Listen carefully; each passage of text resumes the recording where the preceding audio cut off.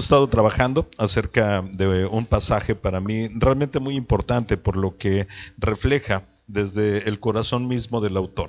Sabemos que está inspirado por Dios, pero finalmente también va muy puesto en medio de esto el corazón ya transformado de Pedro. Y vamos a leer el pasaje nuevamente. Ahora vamos a leer unos versículos más, porque esa es la parte concluyente de esta serie. Estamos hoy en nuestra octava parte del estudio, y el pasaje dice así: como todas las cosas que pertenecen a la vida y a la piedad nos han sido dadas por su divino poder, mediante el conocimiento de aquel que nos llamó por su gloria y excelencia, por medio de las cuales nos ha dado preciosas y grandísimas promesas para que por ellas llegaseis a ser participantes de la naturaleza divina, habiendo huido de la corrupción que hay en el mundo a causa de la concupiscencia. Vosotros también, poniendo toda diligencia, por esto mismo, añadid a vuestra fe virtud, a la virtud conocimiento, al conocimiento dominio propio, al dominio propio paciencia, y a la paciencia piedad, a la piedad afecto fraternal, y al afecto fraternal amor. Porque si estas cosas están en vosotros y abundan, no os dejarán estar ociosos ni sin fruto en cuanto al conocimiento de nuestro Señor Jesucristo.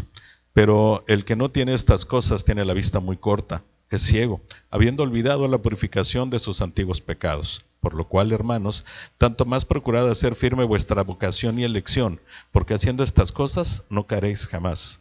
Porque de esta manera os será otorgada amplia y generosa entrada en el reino eterno de nuestro Señor y Salvador Jesucristo. Por esto yo no dejaré de recordaros siempre estas cosas, aunque vosotros las sepáis y estéis confirmados en la verdad presente.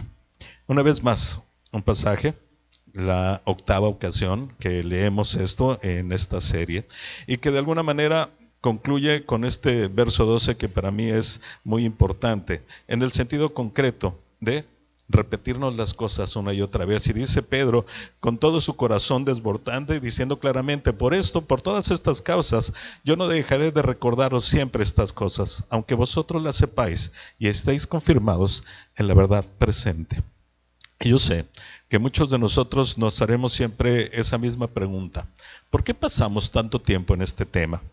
Y podría yo decir que en realidad, cuando hablamos de la palabra de Dios, no hay muchas cosas nuevas que podamos nosotros realmente estar compartiendo.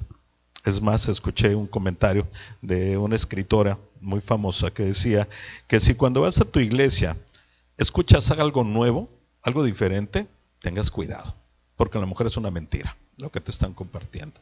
¿Por qué? Porque sabemos que la doctrina sana, el evangelio de Cristo, es un cúmulo de preceptos y conceptos importantes, pero no son grandes diferencias las que se puedan encontrar entre uno de ellos, ni tampoco es grande la información en medio de lo que sería simplemente la enseñanza pura y bíblica. Pero en medio de todo esto, igual, siempre nos hacemos la misma pregunta. Y hace tiempo leía un artículo acerca de un hombre llamado Chris Gardner. Probablemente por nombre no lo conozcan ustedes, pero una vez que leamos la frase o la reflexión que él tiene, les voy a decir quién es. Él escribió esto: todos entendemos la genética. Obtienes tus ojos de tu padre, la nariz de tu madre. No hay nada que puedas hacer al respecto. Pero tu genética espiritual es algo que puedes elegir, abrazar y comprometerte. Eso es lo que hice. Lo hizo y lo escribió Chris Gardner. Chris Gardner, repito, difícilmente lo van a reconocer por nombre, pero él es el protagonista y escritor de un libro que se llamó En busca de la felicidad, con Will Smith y con su hijo. Y en medio de esta circunstancia nos damos cuenta que, a pesar de haber vivido él de una forma muy peculiar, tratando de superar todas sus limitaciones y todo lo mal que había estado sucediendo en su vida, logró llegar en un principio, y ahí el libro se queda corto y la película, a el triunfo económico. Y con esto había logrado hacer una transformación total de su vida. Pero él mismo se queda en esta búsqueda continua y llega hacia esa reflexión. La espiritualidad es algo mucho más importante que lo material. Y finalmente es algo que no es natural a nosotros y que en este sentido necesitamos simplemente tomar una decisión. Y cuando tomamos nosotros una decisión para que esto funcione en nuestra propia vida, tenemos simplemente que hacer esa decisión o esa elección, abrazarla y comprometernos. Esa es la clave en medio de todo esto, a pesar de que muchas ocasiones estemos precisamente dando vueltas alrededor de un solo concepto por mucho tiempo. Porque es indispensable que nosotros podamos encontrar la razón concreta por la cual Dios pone eso en nuestras vidas. Y también es importante que entendamos que todos necesitamos una motivación para seguir adelante. Algo que a mí me trajo un tiempo de reflexión acerca de cuál puede ser la motivación que el Señor tiene más allá del punto de tener una vida eterna con Él y de cómo de alguna forma esto podría aplicar a mi propia vida. Y de ahí precisamente el poder hacer una reflexión acerca de este personaje tan importante. Pedro, lo hemos mencionado en toda esta serie directamente, un hombre que pertenecía al círculo estrecho de Jesús. Realmente eran contados los que estaban casi todo el tiempo cerca de él, y uno de ellos era Pedro. Pero a pesar de esto, Pedro tuvo una experiencia realmente impactante, pero que no transformó su vida sino hasta que él pudo darse cuenta de grandes cuestiones que tenía que hacer a un lado de su propio día a día.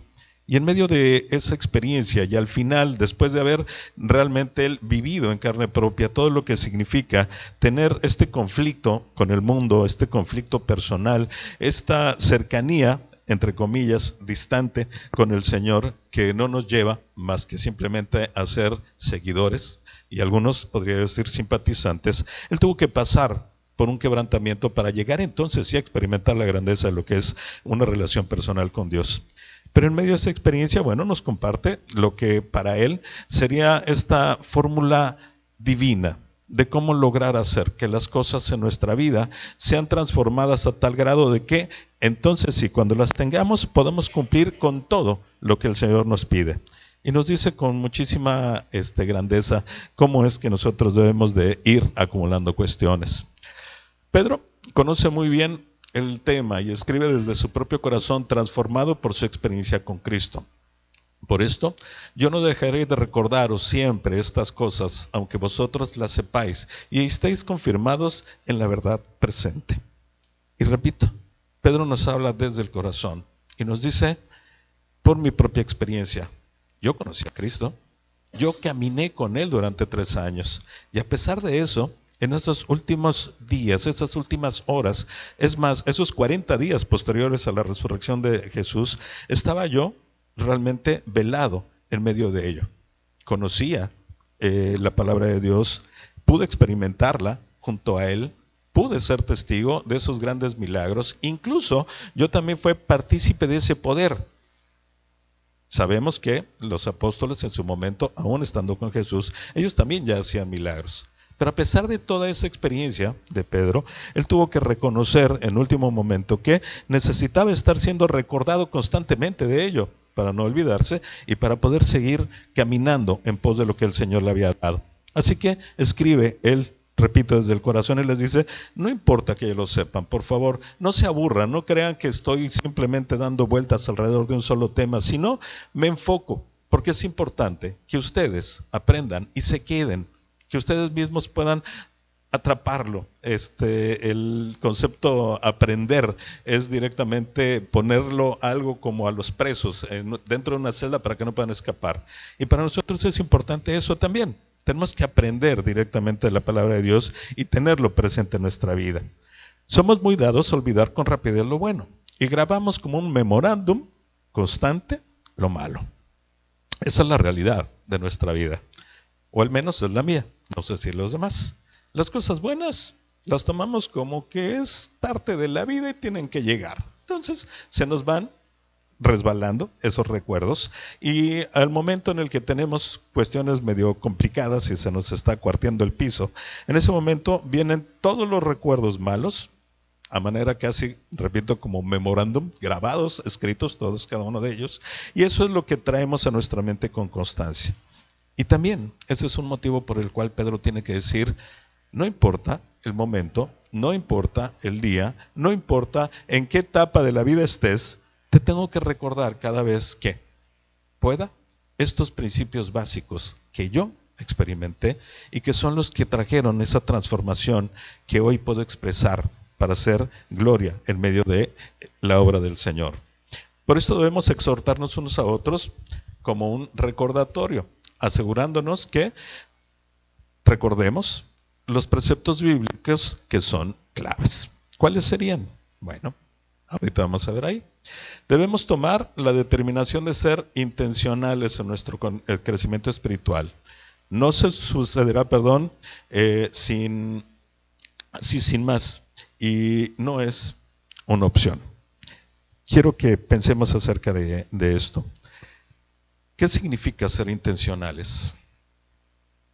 Es una palabra que va recubierta de muchas cosas, pero en esencia el hecho es que no solamente puedo yo vivir de buenos deseos, no puedo vivir de buenos conceptos, no puedo vivir simplemente asumiendo y absorbiendo conocimiento, sino que al ser intencional, todo eso que está ya en mí lo tengo que poner a trabajar.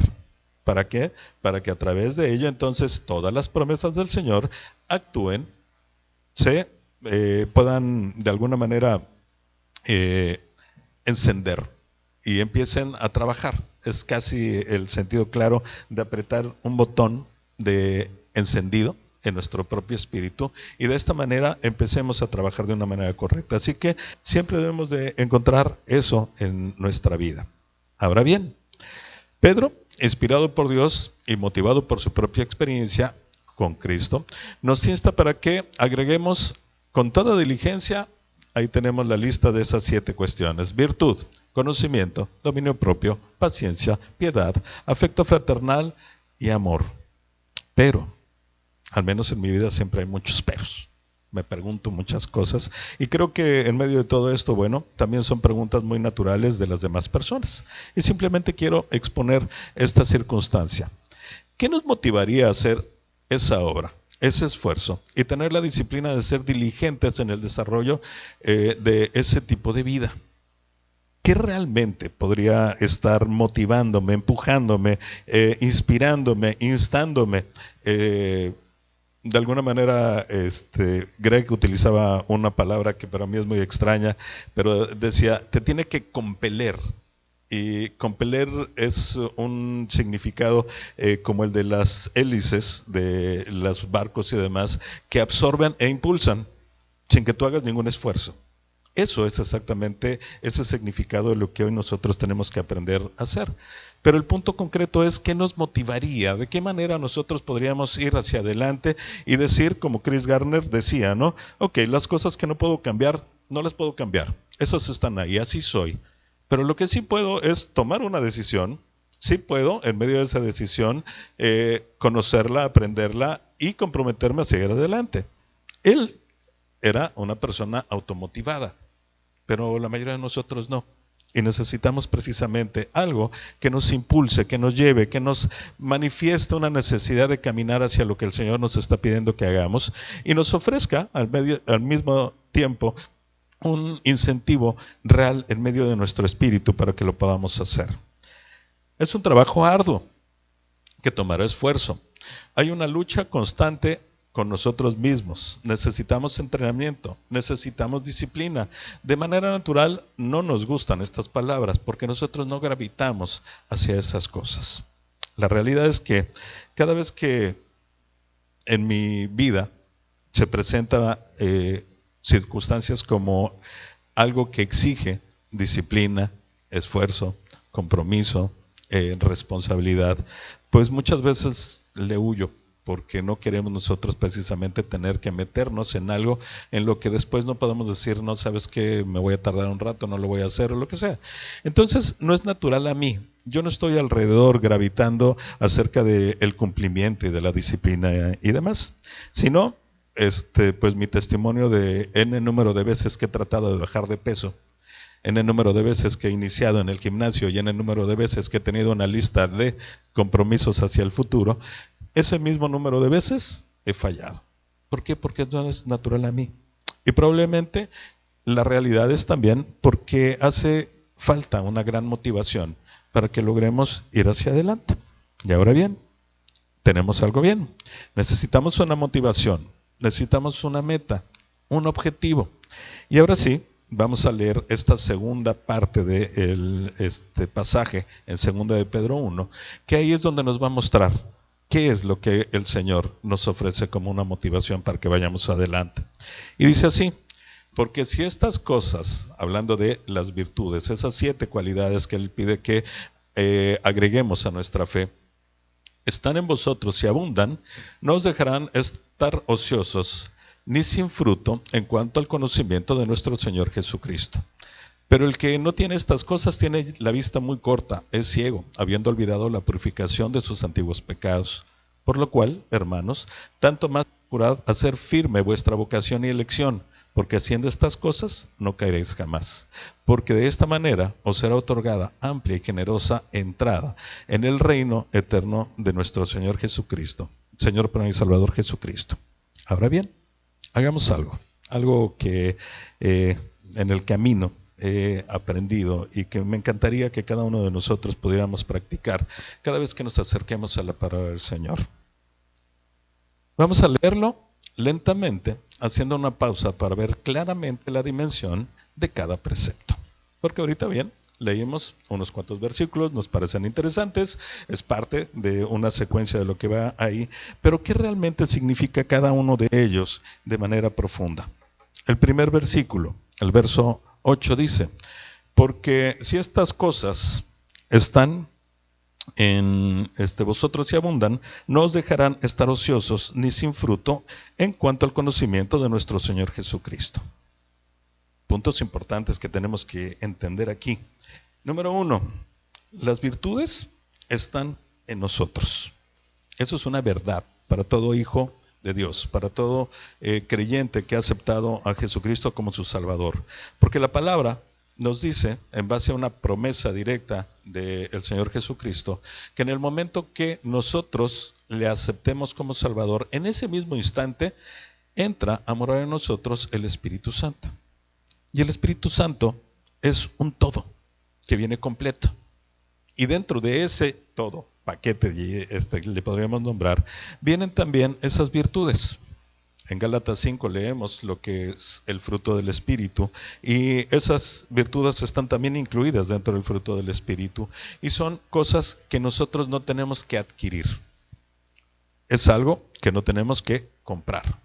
Es algo que no podemos arrebatar. Simplemente es algo que ya pertenece a nosotros. Así que en medio de esta circunstancia tenemos que entender, estas cosas están en nosotros. Pero ahora viene la parte importante. ¿Por qué? Porque nosotros sí tenemos un compromiso de acción. Hablábamos que el simple hecho del término virtud es precisamente eso, ponernos en acción para lograr hacer cosas buenas.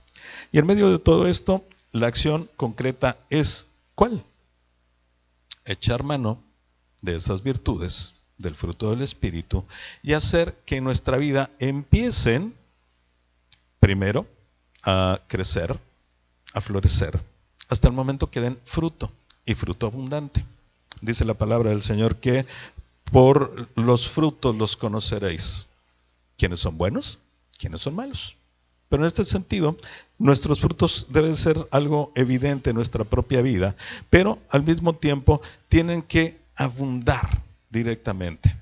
Es importante que no perdamos nosotros este objetivo, sobre todo en la parte en la cual Pedro nos dice, y repito, siempre él hablando desde su propia experiencia y corazón, algo que para nosotros debe ser muy claro y permanecer en una constante. El hecho es, ok, ya tenemos todo ese paquete completo, ya, todas esas cosas, esas virtudes son parte tuya, directamente porque el Espíritu ya las puso en tu corazón. Pero ahora necesitas tomar acción con ellas, empezar a ejercitarte directamente para que éstas no solo estén presentes, sino hasta que abunden. El término abundar es llenar más allá. El hecho de tener abundante comida es que tenemos más de la que necesitamos. Abundancia en agua, tenemos más de la que necesitamos. Abundancia en virtudes es precisamente tener más allá de las que nosotros mismos requerimos. ¿Por qué? Porque éstas alcanzarán para otros. Pero al mismo tiempo tenemos una cuestión bien importante. Vamos al libro de Tesalonicenses, por favor, y vamos a ver lo que fue también escrito por otro apóstol, por Pablo, que en su momento tuvo también estas experiencias fuertes, contundentes con el Señor Jesucristo, y él le hizo ver, ya en espíritu, cómo las cosas tenían que cambiar. Primera de Tesalonicenses, capítulo 4.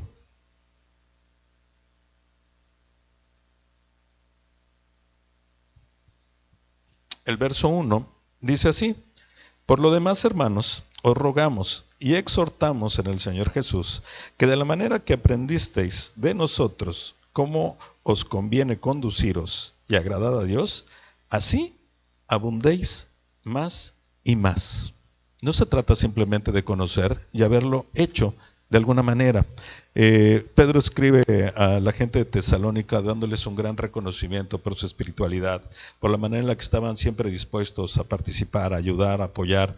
Y en medio de esto les dice: me gozo de todo lo que sé de ustedes, pero al mismo tiempo les tengo que recordar algo. Qué bueno que ya tienen cosas en su vida, pero necesito que abunden más y más en ellas, que estén constantemente creciendo, que se sigan ejercitando y que de alguna manera a través de ese ejercicio sobreabunde a tal manera todo lo que ustedes están haciendo, que puedan alcanzar no solo a cubrir su vida, sino la vida de las personas que están a su lado.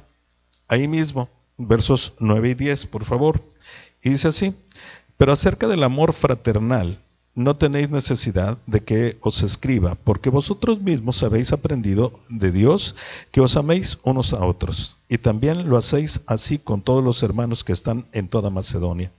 Pero os rogamos, hermanos, que abundéis en ello más y más. Imagínense nada más, Pablo les dice a los lectores en Tesalónica: ya sé que ustedes aman a todo el mundo y lo hacen incondicionalmente. Lo han mostrado no solo en su propia iglesia, sino con todos los hermanos que están en Macedonia, completitos. Así que, ¿qué les puedo hablar yo del afecto fraternal o del amor fraternal? Nada. En realidad lo conocen, lo saben y lo experimentan. Pero ¿saben cuál es mi deseo? ¿Sabes cuál es el consejo de parte de Dios? Que a pesar de que ya lo tengas, de que sea abundante, bueno, sigue trabajando en él, abundando aún más y más.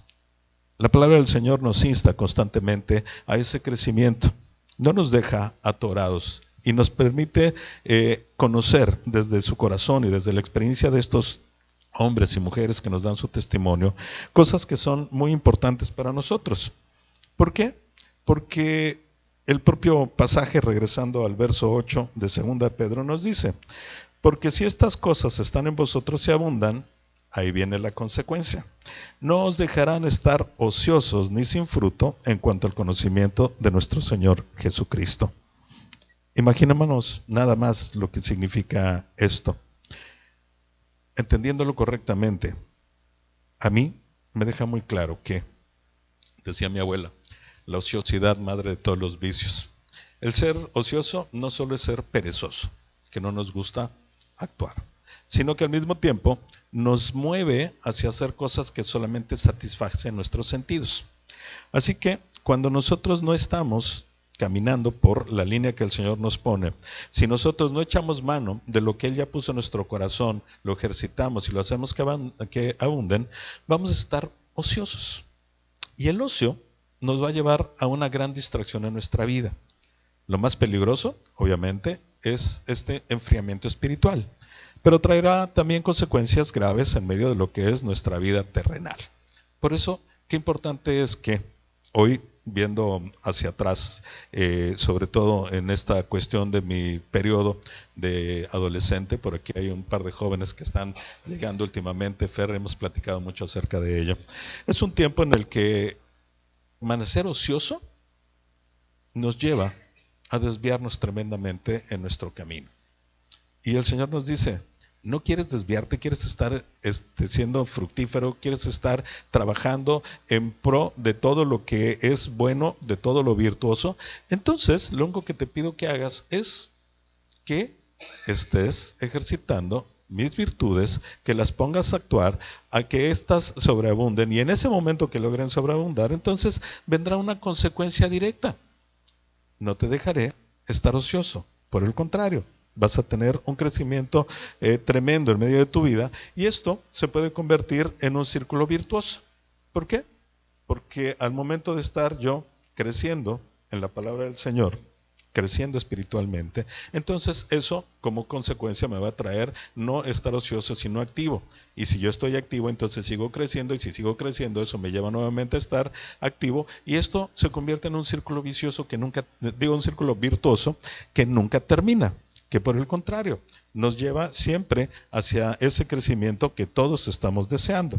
Pero al mismo tiempo vemos algo más. Verso 9 del pasaje de Pedro dice: pero el que no tiene estas cosas tiene la vista muy corta, es ciego, habiendo olvidado la purificación de sus antiguos pecados. Me ven que estoy con mis lentes para arriba y para abajo porque tengo problemas de vista. Alguien dice que es vista cansada, pero en realidad es una combinación ya de muchas cosas lo que tengo ahí. Pero pensando en ello, hay algo que gracias a Dios no tengo, que se llama miopía. La miopía es un defecto de la vista que impide que podamos ver claramente las cosas que están lejos. Y se ven muy claramente las cosas que están cerca. El apóstol Pedro, no sé si padecía de miopía o no, pero su experiencia espiritual lo lleva precisamente a hacer esta reflexión. Y él, lamentablemente, en un momento dado de su vida, a pesar de tener esa cercanía y esa estrechez con el propio Señor Jesucristo, se encontró precisamente con una circunstancia muy particular. Él se reconocía alguien de vista muy corta, porque lo único que alcanzaba a ver era lo temporal y lo terrenal. Por eso sus reacciones en esos últimos días compartiendo con el Señor, en el que le decía, no, no te puedes ir, ¿cómo crees que vas a morir? Después, no, Señor, yo contigo hasta la muerte, no te preocupes. Y después, tantas y tantas cosas que se dieron. Y fue precisamente porque parecía que, al igual que hoy nosotros, tenía la vista muy corta y no podía ver las cosas trascendentes. No podía ver ni visualizar, evidentemente, la vida eterna. No podía visualizar nada de lo que estuviera un poquito más alejado de su propia vida y de su círculo. Y por eso es importante que nosotros entendamos con claridad lo que era esa expresión por parte de él, y donde dice, pero el que no tiene estas cosas tiene la vista muy corta. El que no tiene estas virtudes, el que no las desarrolla, el que no las ejercita, el que no las hace crecer, el que no permita que abundan, es precisamente como un miope, que no ve más que lo que el mundo le deja ver. ¿Y qué le deja ver el mundo? Ok, caos, destrucción, ingobernabilidad, enfermedad que va a ser una pandemia, crisis económica, el petróleo se va para abajo, el vecino es muy latoso, mi esposa ya no me quiere, ese tipo de cosas son las que vemos. Y el Señor nos dice con claridad, a ver, ten cuidado, viene una advertencia, un motivador más. ¿No quieres que sucedan estas cosas en tu vida? ¿No quieres tener esa ceguera espiritual? ¿Ok? Entonces, simplemente deja fluir desde tu corazón esas virtudes y trabaja con ellas para que vayan más adelante. Qué importante es entender de repente la sabiduría de los salmistas y algunas personas que componen coros como los que cantamos en la mañana. Y uno de ellos que recordaba dice así: pon tus ojos en Cristo, tan lleno de gracia y amor, y lo terrenal sin valor será a la luz del glorioso Señor. Pedro lo sabía y lo vivió en carne propia. Y en el momento que su vista estaba cortita, no pudo ver más que desolación, abandono, decepción, tristeza, a tal grado que simplemente lo que le quedó fue regresar a su vida pasada, lo que él conocía. No tenía esa dimensión en su momento de poder encontrar la realidad de lo que era la promesa de Dios, ni siquiera a corto plazo, porque era, yo voy a tener que ir, voy a pasar por el martirio, sí voy a ser crucificado, sí voy a ser muerto, pero en el momento que yo me vaya, entonces regresará el Consolador, y ese lo revestirá de poder. Y eso es lo que Pedro no alcanzaba a ver, y mucho menos lo que sería la relación de la vida más allá de la propia muerte y de tener esa eternidad compartida con el Señor Jesús. Así que, en medio de todo esto, ¿cuál sería el consejo? El consejo es, pon tus ojos en Cristo y deja que lo terrenal quede sin valor. Y no porque no lo tenga, sino que el valor que tiene la vida eterna opaca por completo lo que pueda tener este mundo y lo que nos pueda dar. Motivación creo que es suficiente para que nosotros podamos entonces sí dar un vistazo hacia otro lugar. Pero viene el verso 10 y que dice así: por lo cual, hermanos, tanto más procurad hacer firme vuestra vocación y elección, porque haciendo estas cosas no caeréis jamás. Imagínense nada más, porque haciendo estas cosas no caeréis jamás.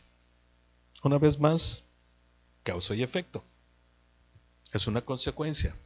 No es algo que tengamos nosotros que fabricar, que tengamos que trabajar. Simplemente tenemos que dejar que fluya. Y la palabra nos dice: por lo cual, hermanos, tanto más procurad hacer firme vuestra vocación y elección, porque haciendo estas cosas no caeréis jamás. Pedro tenía una gran experiencia y se tropezó en el número de veces en muy poquito tiempo. No le creyó al Señor Jesús en varias ocasiones. Simplemente no le creyó en este punto de: es necesario que yo me vaya para que este espíritu regrese. No le creyó en el momento de decirle: me vas a negar. No le creyó al Señor Jesús en el momento que resucitó. Es más, las ocasiones en las que el Señor Jesús se les presentó ya resucitado, aún así Pedro seguía sin creer. ¿Qué sucedió? Lo que sabemos. Pedro, en el momento que pudo abrir el cerrojo de la puerta y salir huyendo, lo hizo. Se fue otra vez a pescar con sus amigos. Pero en medio de esos grandes tropiezos, Pedro aún no caía. Y el Señor no le permitió caer, porque sabemos lo que vino justamente después de esa nueva experiencia de una vez más pescando toda la noche sin tener suerte. Y al siguiente día, simplemente con la instrucción del Señor Jesús de: tiren las redes del otro lado, la pesca se da. Y viene ese momento específico, de ese quebranto espiritual de parte de ese hombre tosco, rudo, que era reactivo y que de alguna manera siempre era el primero en hablar. Y el Señor Jesús lo pone en el sitio donde él debería de estar, justamente frente a él, experimentando lo único que nos da, que es amor directo. Yo me quiero suponer, al igual que yo, que Pedro estaría esperando una reprimenda tremenda de parte del Señor.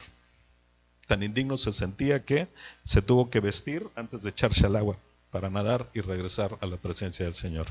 Pero en el momento concreto que llega a su presencia, simplemente Jesús le dice: tráete otros pescados de ahí, échalos aquí en el fuego y siéntate a comer. Yo te acepto como estás, como seas, y simplemente te voy a preguntar las cosas como son. Y vino ese quebrantamiento de Pedro. Y sabemos lo que viene después de todo esto y ese gran poder que en él actuó a partir del día del Pentecostés y en adelante, hasta el día de su muerte. Pero qué importante es que nosotros podamos, al mismo tiempo que leer esas palabras de Pedro, podamos experimentar lo que él mismo estuvo sintiendo en ese momento. Él conocía perfectamente las circunstancias. Y en el momento que baja de la barca, pone un pie sobre el agua, empieza a caminar de forma milagrosa sobre ella, él se distrae. Una vez más, su vista corta, deja de ver lo realmente trascendente y empieza a ver lo mundano. Se hunde, pero tiene la experiencia que para mí es de las más grandes en medio de la palabra del Señor. En el momento que se está hundiendo, el Señor Jesús baja su mano y lo levanta. No lo dejó caer.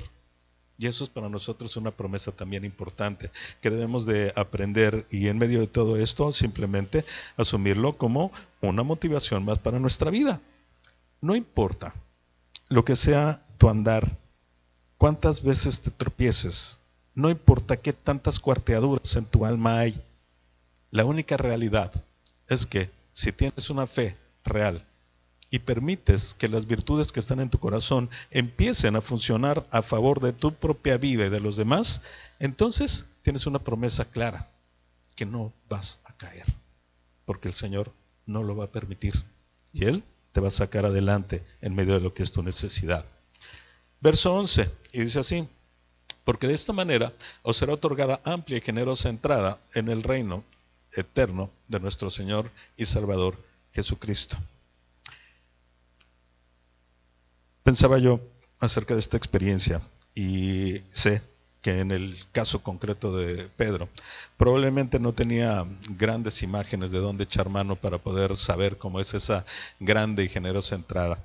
Pero tenía algo cierto, un poquito antes de la partida ya, ascensión del Señor Jesucristo, Él le compartió la manera en la que iba a morir directamente. Así que Él tenía ya algo perfectamente entendido. Sabía que iba a morir, y no de buena manera, por cierto. Pero esto le daba un aliciente a seguir hacia adelante. Experimentó lo que fue echar mano precisamente de esas virtudes, ponerlas a trabajar a favor de él y de la obra, y de poder tener esa experiencia concreta. Pero la quisiera traer al contexto hoy de nosotros. Y sobre esto, bueno, acaban de pasar los eventos Oscar, que tanto nos atraen a algunos, ya muy deslucidos últimamente. Pero recuerdo muchísimo que era casi un evento familiar, ¿no? El día que venía la entrega de los Óscares, bueno, pues la familia se ponía alrededor de la televisión, se traía botana y demás para no perderse detalle, porque era magnífico el glamour que existía ahí, la manera como se daba. Y yo creo que todos podemos visualizar esta alfombra roja gigantesca, flashes y reflectores por todas partes, la gente tratando de tener un recuerdo de sus grandes ídolos y demás. Y me quiero imaginar que esta promesa de parte de Dios sea algo similar a esto.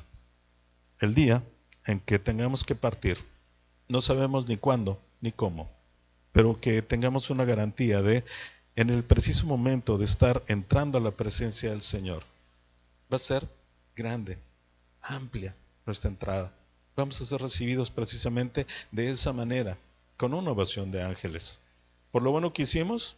No, no creo que sea por lo bueno que hicimos. Simplemente será porque cumplimos con lo que el Señor nos pidió.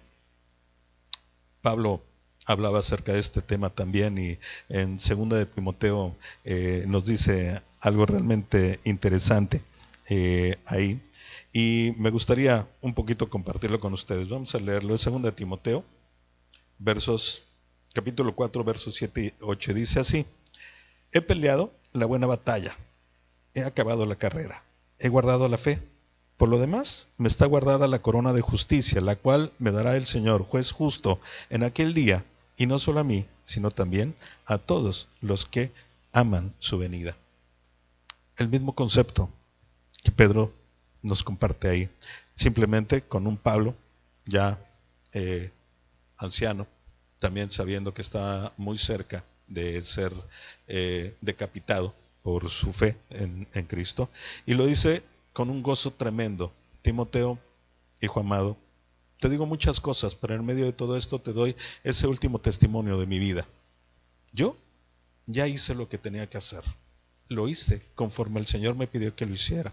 Y esto, como consecuencia, me da hoy una gran satisfacción, porque sé que me tienen un lugar preparado y que además cuando llegue yo ahí voy a ser galardonado. Me entregarán galardón. En otras palabras, en otra parte también dice, serán entregadas coronas. Y yo quiero imaginarme también un sitio así. Muy pocas veces he sido partícipe en algún tipo de concurso deportivo o ese tipo de cosas, y la verdad es que no he podido experimentar en carne propia lo que significa el poder recibir estas laureles que se les daban a los atletas en la antigüedad, pero en ocasiones he estado presente cuando eso sucede con otros, y de verdad que ves el rostro resplandeciente, iluminado, de las personas que están siendo reconocidas. Eso mismo es lo que el Señor va a tener. Y si ese motivo de ser reconocido es suficiente para que en el mundo hagas un esfuerzo total para disciplinarte en los deportes sobre todo, ¿por qué no hacerlo para con el Señor? Y yo me pregunto, en medio de esto, y terminamos ya con ello, si no creemos que, aún necesitamos más motivos para ponernos en marcha. Si esto no es una motivación para cada uno de nosotros, la verdad es que no sé qué sea. Y espero que en medio de esta reflexión hoy salgamos precisamente con esa pregunta para estar durante toda la semana trabajando con ella. ¿Qué necesito para salir hoy a trabajar por la obra del Señor. ¿Y qué necesito hoy para experimentar precisamente todas y cada una de esos alientos que el Señor me da? ¿En dónde estoy parado? ¿Cómo está mi alma? ¿Qué es lo que hoy debo de hacer y hacia dónde debo de voltear a ver? ¿Y de qué manera debemos de estar constantemente en medio de esta reflexión, para ir hacia esto? Es importante entender que para nosotros simplemente hay que hacer algo. Las promesas del Señor, y sobre todo estas promesas que son una consecuencia, simplemente van a llegar en el momento que caminemos de la mano del Señor. Así que les pido, por favor, reflexionemos esta semana y, como les decía, no se retiren, vamos a orar y después vamos a compartir un ratito juntos. Señor mi Dios, yo te